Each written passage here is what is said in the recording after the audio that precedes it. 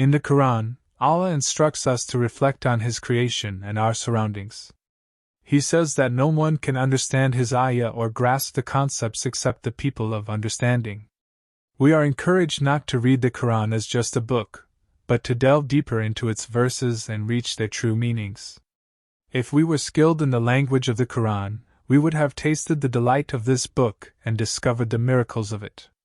Contrary to the popular criticism that the Quran was a book of the past or its teachings are not applicable today, we see that this 1,400 years old book explained concepts that became known to us only recently. This in itself is one of the miracles of the Quran. Mountains, holding down the earth. Allah says, "And we placed within the earth firmly set mountains, lest it should shift with them." The earth that we live on is in a constant state of motion. We do not feel it because Allah placed gigantic mountains to hold it down. This fact was unknown until the geologists discovered that mountains have roots deep under the surface of the ground. These roots clench different plates of the earth like a peg or an anchor to control and prevent it from shaking. The miracles of the Quran teach us to appreciate the artistry of Allah and acknowledge the things that He has done for us to make our survival possible.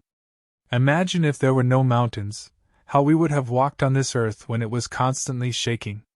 Ask the people who have lived through tremors or aftershocks after an earthquake. There is a constant fear. Sky, a protective covering. Scientists did not know that the sky was a protected ceiling until the 20th century. Allah says in the Quran, "And we made the sky a protected ceiling, but they, from its signs, are turning away." The sky is not only beautiful to look at, but it also plays an important role in our survival. The sun radiates energy in different wavelengths. The shorter the wavelength, the greater the potential harm. Some of this energy, however, is required for crucial functions such as photosynthesis in the plants and production of vitamin D in human beings. Allah designed a mechanism that ensures only harmless rays reach the earth. This mechanism is what we know as the ozone layer. The scientists discovered this layer in the year 1913. That is not all. The atmosphere around us maintains a certain temperature suitable for our living.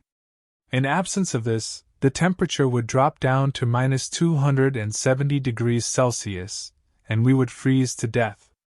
The sky is our protective covering which prevents the celestial bodies from falling on us.